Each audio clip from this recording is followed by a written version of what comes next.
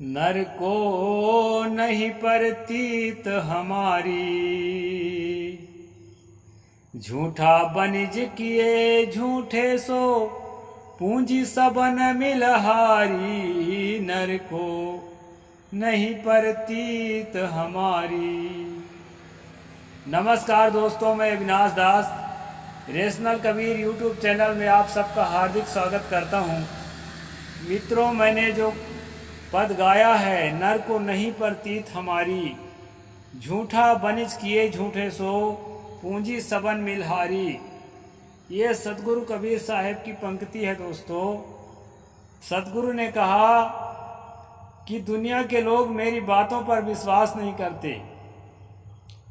मैं जब बोलता हूँ कि निरख परख करो, तर्क करो, परीक्षण करो, निरीक्षण करो, प्रयोग करो, प्रयोग के परिणाम को देखो, इसके बाद किसी बात को स्वीकार करो, ऐसे आंख मूंद कर स्वीकार मत करो। ऐसा मैं कहता हूं तो दुनिया के लोग मानते ही नहीं हैं, ऐसा सतगुरु कह रहे हैं। और क्या कहते हैं कि झूठे लोग झूठों का व्यापार खोल रखे हैं, और जो है बताने वाला भी झूठ में लिपायमान है, लिपटा हुआ है, और बातों को सुनने समझने वाला भी झूठ में लिपायमान है, लिपटा हुआ है। झूठा बनिज किए झूठे सो पूंजी सबन मिलहारी। और परिणाम क्या आता है कि जो पूंजी है उसको ये लोग हार जाते हैं। पूंजी क्या है दोस्तों? पूंजी हमारा जो है मनुष्य का शरीर है। इस मनुष्य के शरीर में इतनी संभावनाएं हैं, इतनी संभावनाएं हैं जिसके बारे में हम सोच तक नहीं सकते।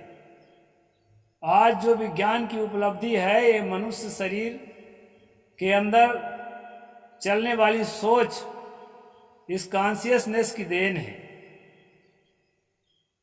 चिंतन करने से, मंथन करने से, चीज़ों की परीक्षण करने से, चीज़ों पर शोध करने से, और जो है प्रयोग करके परिणाम की जांच करने से, और उस परिणाम की उपयोगिता स्थापित करने से, उस उपयोगिता की पहचान करने से समाज का कल्याण होता है और मनुष्य के जीवन का कल्याण होता है। और जो रहस्यमय चीज़ें हैं जिनके बारे में हम जानते तक नहीं थे, उनके बारे में भी हम जानने लगते हैं। इसलिए सतगुरु कबीर साहब ने उस जमाने में कहा था कि झूठे में लिपाए मन मत रहो, खोज करो, परीक्षण करो, परिणाम को देखो, इसके बाद जो है उसको स्वीकार करो। तो जनता इसको नहीं मान रही थी दोस्तों। जैसे आज की जनता जो है अंधविश्वास में फंसी हुई है, और नकली गुरुओं के, वो गुरु के पास ज्ञान है कि नहीं है ये तो देखा ही नहीं जाता, गोत्र देखा जाता है। आज भी पढ़े लिखे और इतने जो है एजुकेटेड और क्वालिफाइड लोग गोत्र देख करके उसका शिष्य बनते हैं। जो कबीर पंथ जो कहना चाहिए कि विचार, विवेक, तर्क पर आधारित पंथ है, इस पंथ में भी इतना अंधविश्वास घुस आया है कि इसमें भी गोत्र देख करके ही गुरु बनाते हैं और शिष्य बनते हैं। देखते हैं सुकुल तिवारी है कि नहीं, चौबे है कि नहीं, अग्निहोत्री है कि नहीं, इस पर नजर रहती है आज भी। ये मूर्खता देखकर मुझे हंसी आती है। जबकि उस जमाने में सतगुरु ने कहा था कि जाति न पूछो साधु की, पूछ लीजिए ज्ञान। जिससे शिक्षा लेना है, जिससे दीक्षा लेना है, जिससे ज्ञान अर्जित करना है, उसके ज्ञान को समझो कि कितना गहरा ज्ञान है, कितना शोधपूर्ण ज्ञान है, कितना खोजपूर्ण उसके जो है अचीवमेंट्स हैं, उसके आधार पर उसको अपनाओ। लेकिन ऐसा नहीं है दोस्तों। यहाँ तो यही देखा जाता है, और दूसरी एक चीज़ और देखा जाता है, कितनी बड़ी गद्दी का महंत है, इसके फॉलोअर्स कितने हैं और इसके जो है महात्मा, इसके चेले कितने हैं और कितने लोगों के बीच इसके जय जयकार होता है, इसके आधार पर आज भी कबीर पंथ में चल रहा है, जो कि एक दुर्भाग्यपूर्ण है। झूठा बनिज किए झूठे सो, ये सब चीज़ झूठा है दोस्तों। सारी उपलब्धियां जो है औपाधिक और आरोपित हैं। ये खास चीज़ नहीं है, खास चीज़ है मनुष्य के ज्ञान की गहराई, उसके अंतरतम में क्या चीज़ है, क्या उपलब्ध किया है आज तक वो, ज्ञान के क्षेत्र में, तर्क के क्षेत्र में, समझ के क्षेत्र में, अनुभव के क्षेत्र में, ये उसका खास होना चाहिए सतगुरु कबीर साहब के हिसाब से। तो ये खास नहीं रह गया है, सब झूठे में भुलाए हैं। इसलिए इस पद को मैंने रखा शुरू में दोस्तों। दरअसल कबीर साहब की कोई बात मैं रख देता हूँ ज़्यादातर। हम अभी कर रहे हैं मनुस्मृति पर स्ट्रीम, तो आगे चलते हैं दोस्तों। कल हमने देखा था कि श्राद्ध कर्म करने के बाद ब्राह्मण जो है शूद्रा स्त्री से अर्थात ओबीसी के बहु बेटियों से रमन करता था। यानी रमन जो है संस्कृत भाषा है, रेप करता था या गैंग रेप करता था। मैंने कल उस पर स्ट्रीम में आपको स्पष्टीकरण दिया ही है। कल का स्ट्रीम जो न देखे हों जरूर देखें। और जो है आज उसके आगे क्या है उसको हम देखेंगे। तो कुछ तो व्यर्थ की बातें हैं दोस्तों, हाथ मुंह कैसे धोना है, ये है वो है सब। अपने ब्राह्मणी परंपरा के आधार पर हाथ मुंह तो आप सभी लोग धोते हैं, खाने के बाद, खाने के पहले। इसके बाद बचा हुआ जो भोजन है उसको किसको देना है किसको नहीं देना है, उसको ब्राह्मण से आर्डर लेने की बात लिखा है। और इसके बाद जो है ये संपत्ति लिखा है कि जो यज्ञ है, जो श्राद्ध है, उसके कौन कौन सी चीजें संपत्ति है, इसको मैं आपको बता देता हूँ। अपरानस्तथा दर्भा वास्तु संपादनम तिला सृष्टिर्मूर्ध्वजाश्रया श्राद्ध कर्मसु संपदः। ये जो है अपराह्न दोपहर के बाद का समय, कुश एक घास होता है दोस्तों, और गाय के गोबर, श्रद्धा स्थान का संशोधन, तिल, उदारता पूर्वक अन्नदान, भोज वस्तुओं का परिष्कार और पंक्ति पावन ब्राह्मण, इतना चीज जो है श्राद्ध की संपत्ति है, ऐसा यहाँ पर मनु ने बताया है। दर्भा पवित्रम पुराणो हविष्याणि स सर्वसा पवित्रम यच्च पूर्वोक्तम विज्ञेया हव्य संपदा। कुछ मंत्र पूर्वान सब प्रकार के हविष और पूर्व श्लोक में जो पवित्र वस्तुएं कही गई है, यह सब हव्य संपदा अर्थात देव कर्म की संपत्ति हैं। आगे कहते हैं मुन्यन्यानि पयः सोमो मासम यच्चा नुपस्कृतम अच्छार लवणम चैव प्रकृत्या हविरुच्यते।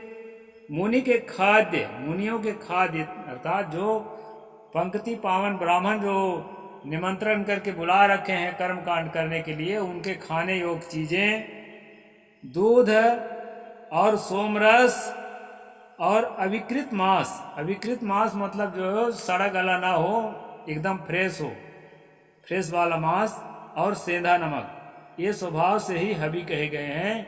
हवन करने के यही सब सामग्री हैं। तो दोस्तों मांस का हवन भी किया जाता था और मांस को खाया भी जाता था।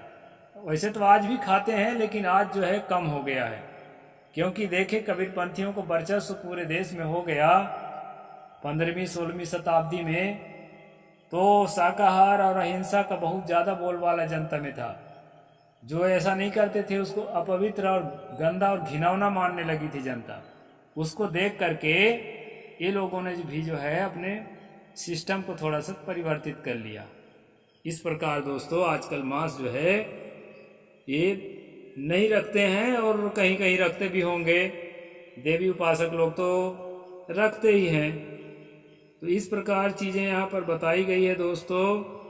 इसके बाद जो है विसृज ब्राह्मणांतास्तु नियतो भाग्यत्यः शुचि दक्षिणाम दिस्कामं क्षणम या योचे मानवरान पितृणा। यहाँ पर कहा है कि निमंत्रित जो ब्राह्मण है उनको विदा करने के पहले एकाग्रचित्त होकर के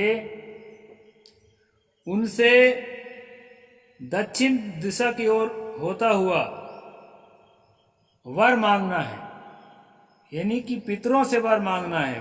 ब्राह्मणों को विदा करते समय अपने पितरों से वर मांगना है। इसमें श्राप और वरदान के जो है ये स्मृतियों में और पुराणों में भरमार होता ही है, तो इसमें वर मांगने को कहा है दोस्तों। तो वर क्या क्या मांगना है? हमारे कुल में दाता पुरुषों की वृद्धि हो। मनु जी कह रहे हैं कि आप अपने पितरों से वर मांगो कि हमारे कुल में दान देने वालों की वृद्धि हो, हमारी जो अगली जनरेशन है उसमें, और यज्ञातिक अनुष्ठान वेदों की वृद्धि हो। वेदों की तो वृद्धि नहीं होती है, मतलब वेद के समर्थकों की वृद्धि होना चाहिए, और यज्ञ आदि अनुष्ठान जो है अभी कर रहे हैं उससे और ज़्यादा बढ़ चढ़ करो। पुत्र पौत्र आदि संतति की वृद्धि हो। हाँ, संख्या बढ़ेगा तो अधिक घरों में हलवा पूरी खाने को मिलेगा, तो इसलिए भी व्यवस्था करना जरूरी है। और ब्राह्मणों के प्रति हमारी श्रद्धा ना घटे, ये बहुत बड़ी बात है दोस्तों। किसी को मानसिक रूप से स्वेच्छा से अपने अधीन रखने के लिए धर्म का जो है आड़ लेना बहुत जरूरी होता है। ऐसा सभी संप्रदाय के धार्मिकों ने किया है, और वही काम यहाँ मनु ने किया है कि ब्राह्मणों के प्रति हमारी श्रद्धा नहीं घटना चाहिए। हम लोग भी कहते हैं कि संतों के प्रति आपकी श्रद्धा मत घटे। क्यों ना घटे? संतों के प्रति अगर श्रद्धा आप में है तो संत जो है आपको निर्णय वाणी बोलेंगे, अंधविश्वास से निकालेंगे, सत्य से जोड़ेंगे, और जो है आपका शोषण नहीं होगा और आपका पोषण होगा। तन का पोषण, धन का पोषण, मन का पोषण, और आपके स्पिरिचुअलिटी का, आपकी आध्यात्मिकता का, आपके अंतर भावना की पवित्रता का पोषण होगा। इसलिए लूटने खाने के लिए नहीं, हम लोग दान उनके चक्कर में नहीं रहते हैं। हमें तो बिना मांगे ही जो है सब कुछ जो जरूरत है, थोड़े ज़रूरत में जीने वाले लोग हैं। तो संतों के प्रति श्रद्धा बढ़ाने की बात हमारे यहाँ भी कही जाती है, और कर्मकांडी के यहाँ कर्मकांड के प्रति श्रद्धा बढ़ाने की बात कही जाती है। यह बात हमें समझना चाहिए। आगे कहते हैं दोस्तों, एवं निर्वणम कृत्वा पिंडांस्तांस तदंतरम गाम विप्र मजग्निम वा प्रास दे दपसुत विच्छेद। इस प्रकार पिंड दान करके वर मांगने के पश्चात पिंड गौ या ब्राह्मण या बकरे को खिलाना अथवा आग या पानी में डाल दे। जो पिंड बनाए रहते हैं उसको आग में डाल दे, पानी में डाल दे, गौ को खिला दे या ब्राह्मण को खिला दे। इस प्रकार बता रहे हैं। वो खाद्य पदार्थों का बना रहता होगा। पिंड के संबंध में क्या क्या कैसे उस बनाते हैं दोस्तों, इसके मुझे भी पूरा जानकारी नहीं है। किसी बंधु को जानकारी हो तो उसको ज़रूर आप जो है कमेंट सेक्शन में लिख के भेजें, तो मैं अपनी जानकारी जो है दुरुस्त करूँगा। पिंड निर्वणम के चित तदास देव कुर्वते भयो भी खाद्यंते प्रक्षिप्त लेप्यसु वा। कोई आचार ब्राह्मण भोजन के बाद पिंडदान करते हैं, कोई पिंड को पक्षियों को खिलाते हैं, कोई आग या पानी में डाल देते हैं। इस पिंड को पक्षियों को खिलाने का, आग में या पानी में डालने का, ये सब बहुत सारे विधान बता रहा है, लेकिन ज़्यादातर देखा जाता है कौवों को खिलाने का। इसलिए जो है कबीर साहब कहे ना, मुट्ठी भर चावल लेकर के कौवे को बाप बनाया। तो अपना पुरखा कौवे को मान करके, और ज़्यादातर कौवा को खिलाने का विधान है। यहाँ कहा है पक्षी लिखा है, तो वही बात है लगभग। अब एक ठो बात विचित्र सा है दोस्तों, इसको जरूर आप समझ लीजिए। आयुष्मंतम सुतम सूते यशो मेधा समन्वितम धनवंतम प्रजावंतम सात्विकम धार्मिकम तथा। उस स्त्री का दीर्घजीवी, यशस्वी, बुद्धिमान, धनवान, प्रज्ञावान, सद्गुणी और धार्मिक पुत्र पैदा होता है। अच्छा, एक लाइन छोड़ दिया। पतिव्रता धर्म पत्नी पितृपूजन तत्परा मध्यम तो तथा पिंड द्याद सम्यक सुतार्थिनी। जो पतिव्रता धर्म पत्नी पितरों की पूजा में तनमन में लगी हो और पुत्र की इच्छा रखती हो, वह तीनों पिंडों के बीच पितामह के निमित्त दिया हुआ पिंड को खाए। यानी 3 पिंड यहाँ पर बताया है, उसमें से जो दादाजी के लिए, पितामह के लिए रखा गया है उस पिंड को औरत जो खा ले। कौन सा औरत? जिसको पुत्र की चाहना है, बच्चा पैदा नहीं हो रहा है, तो यहाँ बच्चा पैदा करने के सिस्टम भी है। तो उसके क्या कहा है दोस्तों?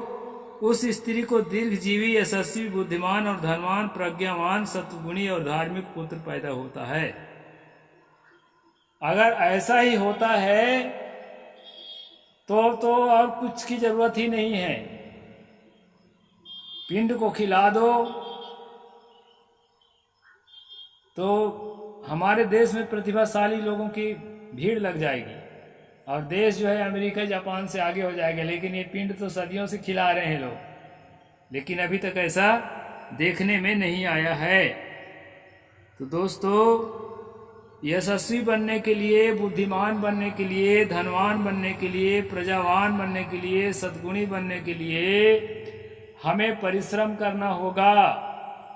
किसी पिंड को खाने से अगर ये सब कुछ हो जाए ना, कबीर साहिब ने कहा था, धन के कहे धनिक जो होवे, निर्धन रहे न कोई।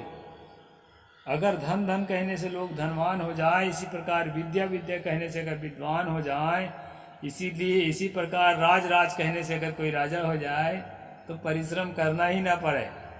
इसलिए दोस्तों, यहाँ पर वाणी अंधविश्वास पूर्ण है। इस अंधविश्वास को जो है हमें स्वीकार नहीं करना है और जो है सच्चे रास्ता की चयन करके सच्चे रास्ता पर चलना है। इस किताब के एक्सपोज करने के हिसाब से मैं पूरे पदों को लेकर चलता हूँ दोस्तों। जब ब्राह्मणों का विसर्जन न हो तब उस जूठा को न हटाना चाहिए। श्राद्ध क्रिया संपन्न हो जाने पर नित्य क्रिया कर्म करना चाहिए। इस प्रकार से यह अध्याय लगभग खत्म होने के कगार पर है। 2 दिन के लगभग और चलेगा दोस्तों। तो कल हम बहुत बढ़िया स्ट्रीम करने वाले हैं। श्लोक नंबर 268 से लेकर के आगे जहां तक पहुंच जाएंगे। दोस्तों, किस मास को, मतलब किस मास का पिंड दान करने से आपके पुरखे कितने दिन तक अघाए रहेंगे, मतलब कितने दिन तक तृप्त रहेंगे, इस विषय पर अनेक मासों का यहाँ पर चर्चा मिलेगी आपको कल के स्ट्रीम में। और बहुत सारे मासों को उसमें वर्णन आएगा, वो कल की स्ट्रीम में आएगा दोस्तों। आज का स्ट्रीम जो है लगभग यहीं तक हम ले चलेंगे, क्योंकि समय ज़्यादा हो जाएगा। आगे श्लोकों का अर्थ करने में बहुत संक्षिप्त में करने से समझ में भी नहीं आता है। तो मैं आप लोगों को अलर्ट करता हूं दोस्तों, जो भी फंसे हों कर्म कांड में, आज से ही संकल्प ले लें। बिना परिश्रम के कुछ नहीं होता। और अपने गर्भ धारण करने के चक्कर में अपने पत्नियों को इन पंडा पुरोहितों से, इन पंक्ति पावन ब्राह्मणों से और ये बाबा बाबियों से बिल्कुल बचा कर रखिए। और माताओं को भी मैं निवेदन करता हूँ कि अपने इज्जत मर्यादा को अगर बराबर ठीक ठाक रखना चाहती हैं और आप चाहती हैं कि हम ऐसे दुष्कर्मों से बची रहें, तो ऐसे ठग विद्या से अपने आप को निकालो। या किसी भी प्रकार से पिंड दान के करने से या पिंड के खाने से गर्भ नहीं ठहरता है। पति का, पत्नी का स्वास्थ्य अच्छा हो, उसके स्पर्म अच्छे हों, इसके एग्स अच्छे हों, डॉक्टर से जांच करा लें। और डॉक्टर जो है उसके हिसाब से आपको डाइट बताएगा, आपके उसके हिसाब से ट्रीटमेंट बताएगा और उसके सलाह से आप जो है संतान उत्पन्न कर सकते हैं। लेकिन किसी पंडा पुरोहित के माध्यम से संतान उत्पन्न करने के कुचक्र में मत फंसे दोस्तों। दरअसल ये लोग जो है ना, महिलाओं को इस तरह फंसा करके और उनके जीवन के साथ खेल खेलते हैं। इसलिए जो है ऐसे ठगों से बचने का आप लोग कोशिश करिए, बहू बेटियों को बचाने का कोशिश करिए। इनकी संस्कृति ही ऐसी है। कल भी हम पढ़े थे, लगभग इसी तरह की बात थी और आज भी लगभग जो है उसी तरह के बातों बातों में इशारा है। इसलिए दोस्तों, सब कोई सावधान हो जाओ। अगर आप सब्सक्राइब नहीं किए हैं, सब्सक्राइब करें और अपने साथियों तक पहुंचाएं शेयर करके, लाइक करें और कमेंट ज़रूर लिखें दोस्तों। यह पूरा किताब मैं इसी तरह से एपिसोड चलाऊंगा और जो है इसके बाद फिर और जो किताबें हैं संस्कृत की उस पर जो है आप लोगों तक उसको भेजूंगा। और मेरी सेवा को स्थायी बनाए रखने के लिए दोस्तों आप सब्सक्राइब ज़रूर करें और अधिक से अधिक लोगों तक पहुंचाएं। साहिब बंदगी, जय जोहार।